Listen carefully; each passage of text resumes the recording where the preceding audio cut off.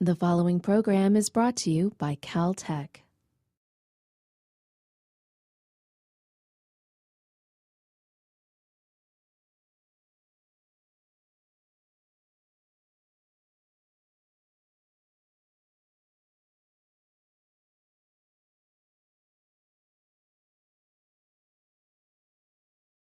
Pleased to introduce our next speaker, Ashish Mahabal. Ashish did his PhD at UCA in Pune, India, on galaxies, he tells me. But that's a while ago. He's now a senior research scientist here at Caltech, working on transients, time domain astronomy, lots of things. So, thank you. Glad to be here talking about this. So what I'm going to do is that give a broad overview of classification of transients and go into specifics of a couple of methods we are using. But what I'd like to do more is go into some of the challenges that we have in classifying transients and see what we can be doing during the workshop. Okay, so let me introduce many of my collaborators. Several of them are in this room. And the right-hand column is also important because we have many collaborators who have not been explicitly named here, but are in the US, Italy, and India, and lots of different. So there are many different aspects to the whole work, and they all play important role in that. So let me start with what a transient is. And you all may know this, but just to reinforce that, a transient typically is something that changes a lot in brightness in a short amount of time. And some of them, or classically most of them, will not have been seen before. So if you're looking at a particular piece of sky, you didn't see anything, and we're talking a very small piece of sky. And then what you can see here, for instance, and this is specifically from CRTS, different surveys will have different cadences, different types of mechanisms. You'll find them depending on what kind of time frames you have. But here we have got 4 images that are 10 minutes apart, and you see within that the other objects seem to be same in brightness, whereas you have one object that's changing a lot. And if you were to plot a light curve on the x-axis time and the magnitude or brightness on the y-axis, you find that it's doing something very static at a long or a long time scale, but over a short time scale it's gone up and come down. So that's what a transient classically is. You all know that. I just wanted to emphasize that. But what is interesting is that if you were to look at different kinds of transients, they all seem the same in optical if you're looking at them in a single band. So here are 2 pairs of images for 3 different kinds of transients. And if you're looking just optically, they are the same. But if you were able to figure out what they are, either taking a spectrum or taking more observations, taking more colors, going to more wavelengths. So there are many different aspects in which you can attack that problem. Then you start finding that there is a huge variety in them. So here is a flare star, and the previous example was something like that. Or you can have a dwarf nova where you can have a binary pair, one putting material onto the other, and that is why the brightness of one of them increases. Or you can have something like a blazar where there is a huge jet coming out, traveling millions of light years coming towards you, and there are some modulations that are happening there, and that is why you see a variation in that. And what is most important is a rapid automated transient classification that we need, because unless we can follow it up by looking at it using other wavelengths or taking more observations in the same filter or taking a spectrum or whatever, we won't know what those objects are. And there's a lot of important physics that is in there. Only recently has it been possible to look at transients in this fashion, because in the old times what you would do is that you would go to the telescope, take some data, come back, and it would be a long time before it got analyzed. And here are again just emphasizing that there are many different wavelengths that can come into the picture. This is a spectral energy diagram going over a very large wavelength range, and you can find, depending on what kind of object you're looking at, various different things happening in different kinds of objects. So getting data from all those is very useful if you can get it. Not all of it is possible, and some of the methods that I'll be talking about is trying to make more sense from less amount of data in as best a way as you can.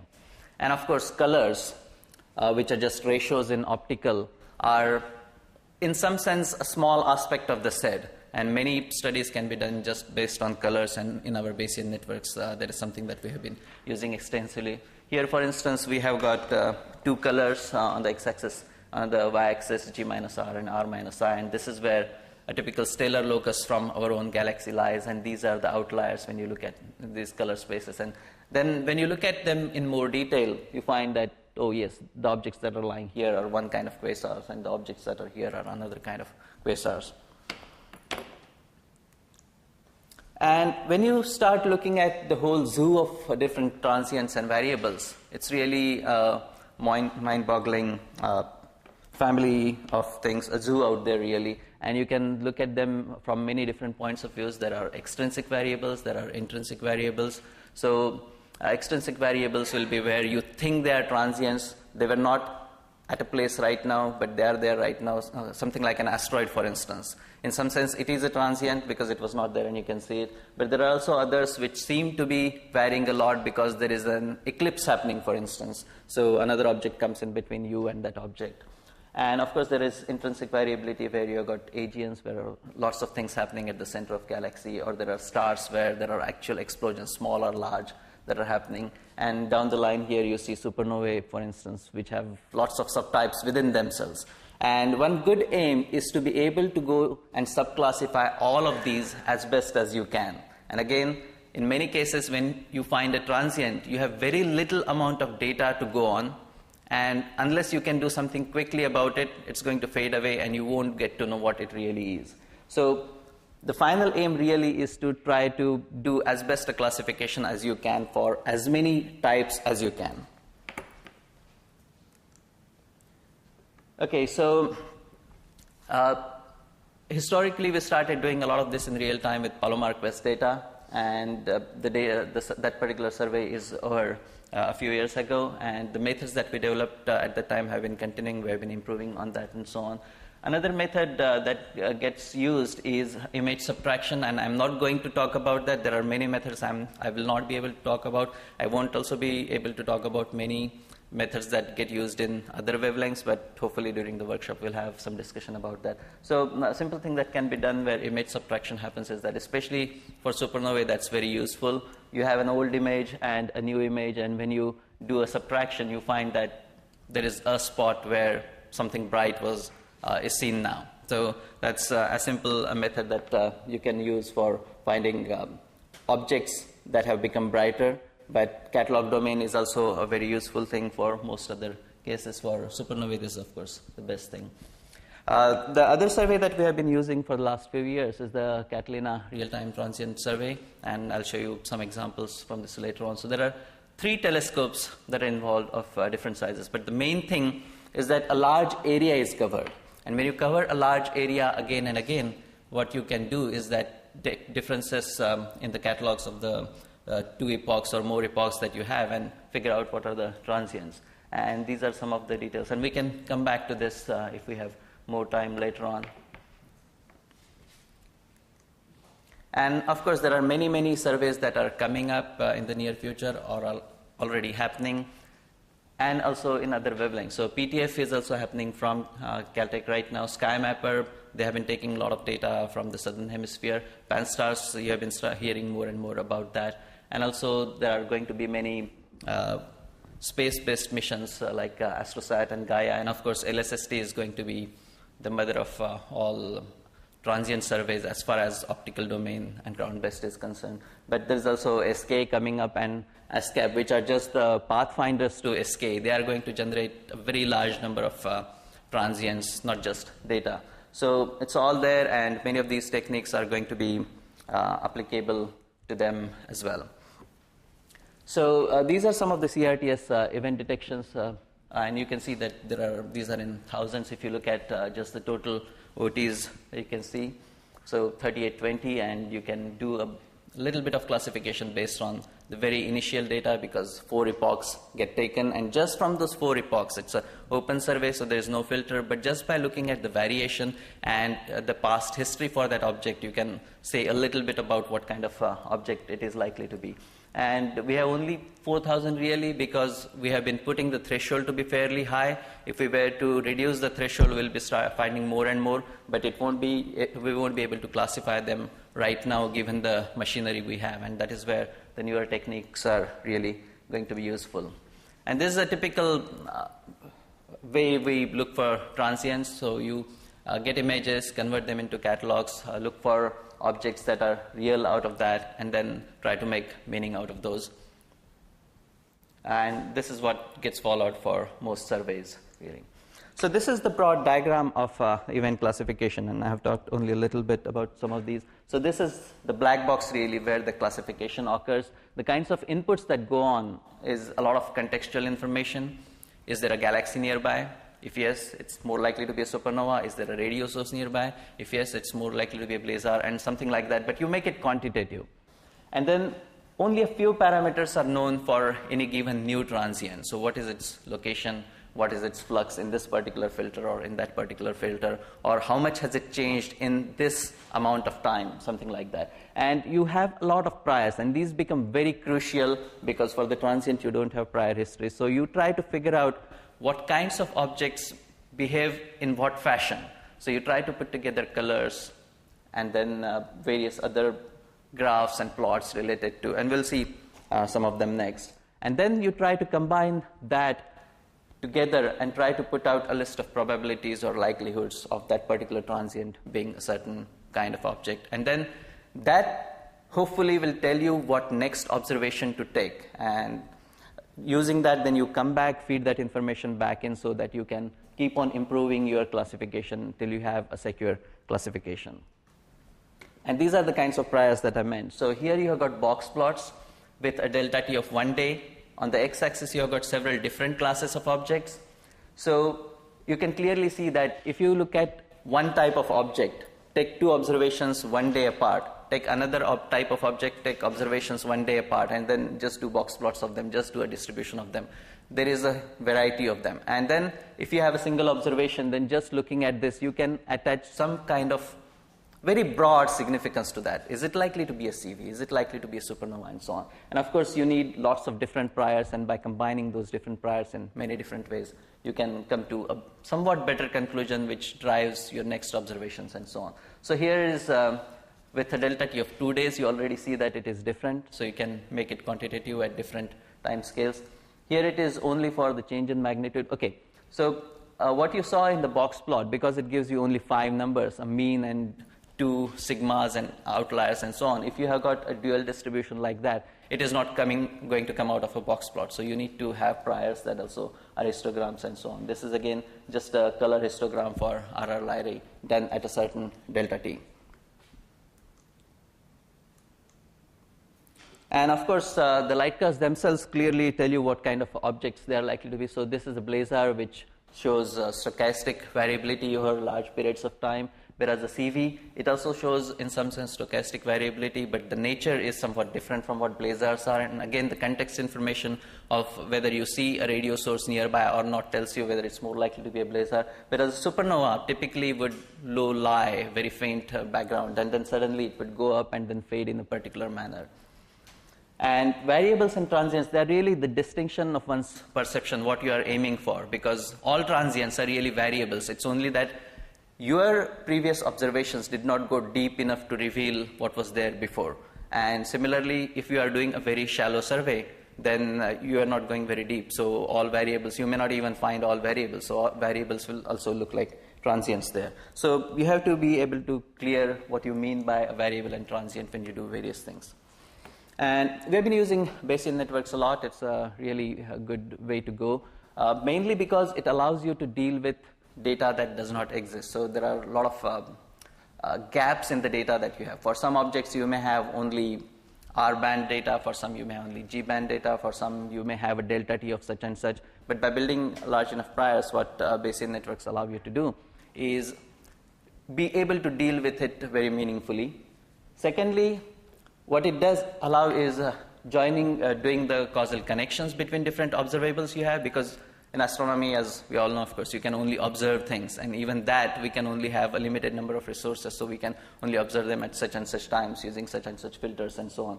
Again, Bayesian networks are very good at using that. Then there is no holdout necessary when you have small sets of data. That's a very positive thing. And domain knowledge can be incorporated in a meaningful way.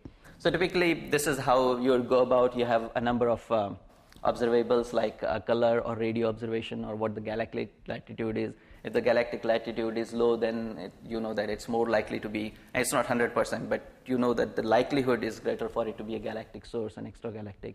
And here, of course, I have not shown all arrows, and there are many, many more diagrams. This is just the thing. But the good thing again about Bayesian networks is that by having a data set, it allows you to discover what the network should be like. And that means that you are likely to get better results out of that. And here is a network that we have built using some of these parameters like colors from 16-inch follow-up. So CRTS discovers objects which are published in real time on the web for anyone to look at. We follow many of them using the Palomar 16-inch telescope in different colors. And then we use those colors to build this Bayesian network. This is where the colors go. These are where incidental parameters like galactic latitude go, and other observed parameters like whether it has a radio source nearby go there.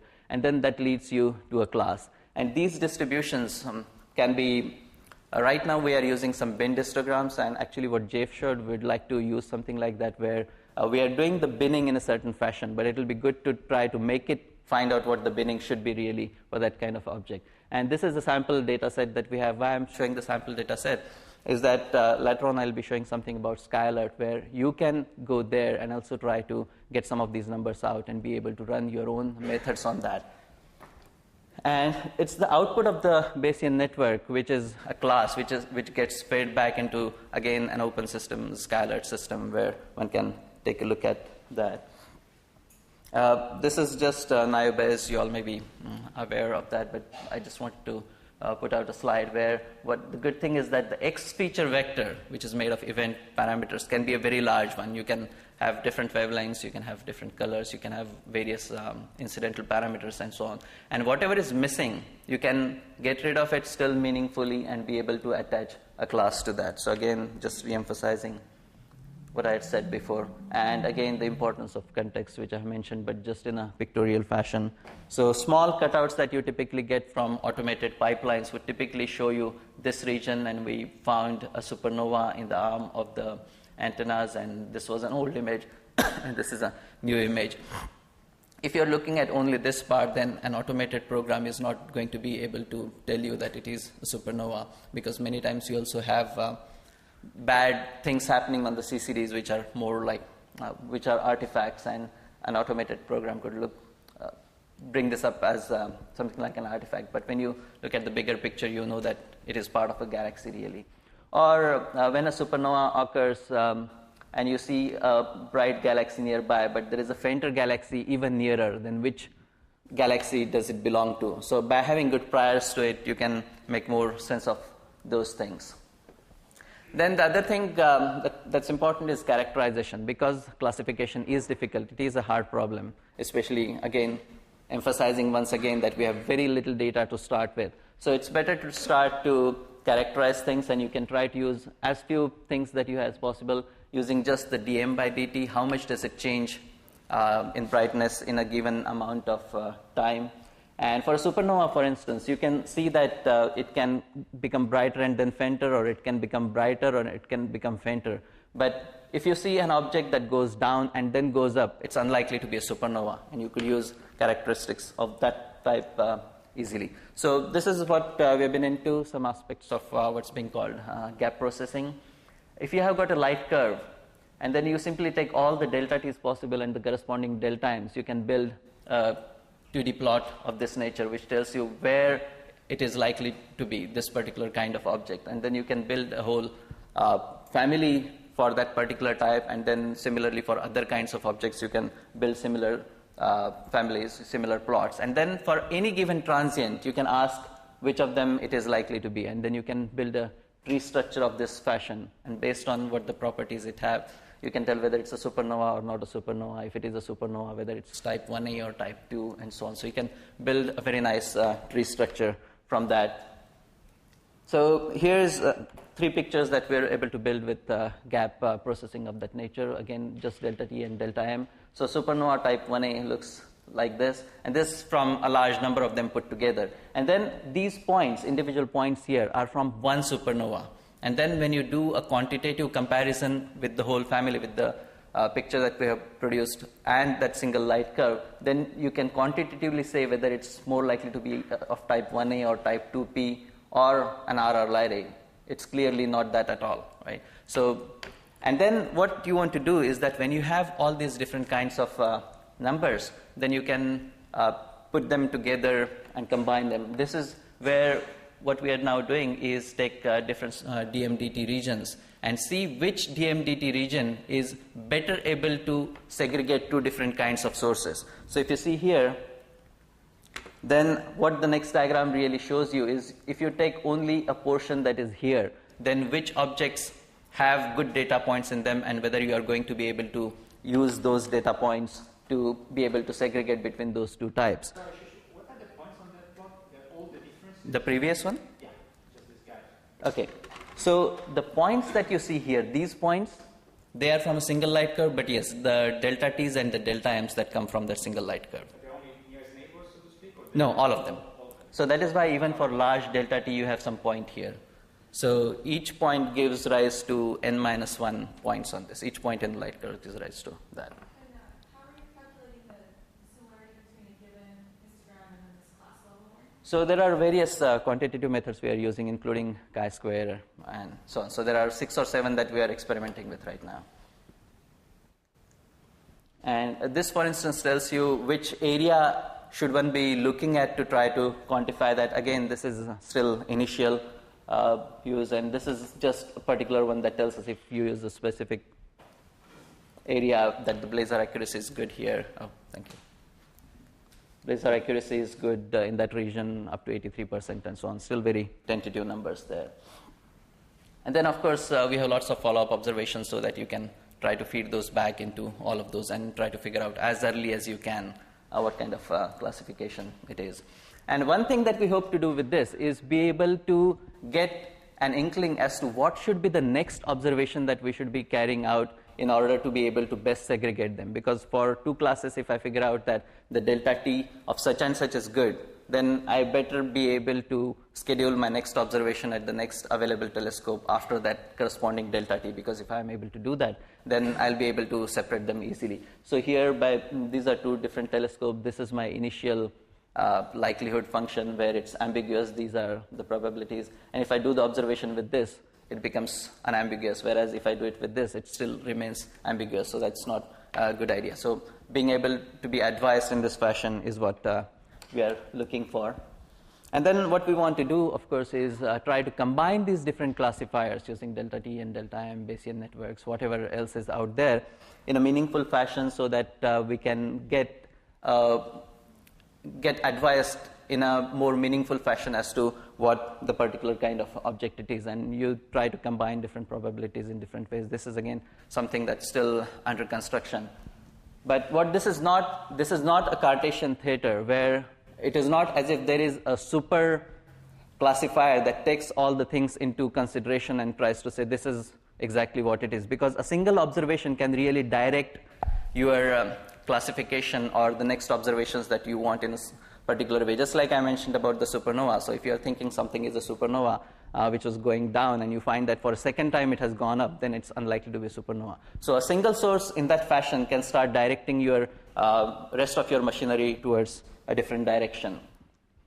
And this skylight that I mentioned earlier, so we publish all our transients in real time on that with several parameters that we have for everyone to look at. The other good thing with Skylight is that you can subscribe to it in very specific ways. If you're interested only in optical transients, you can subscribe to a stream of optical transients. If you are interested in galactic wave astronomy, you can subscribe to that particular stream. If you are interested in transients from Swift, you can do that, and so on. And they get annotated when new observations come in, and the annotations can be passive annotations as to is there a radio source nearby from past observations, or if there's a new radio follow-up that happens, whether it detected something, and so on. And all that is linked into it. We also have the images and the location shown on Worldwide Telescope and in Google Sky, and so on. So lots of information in Skylight that you can see there.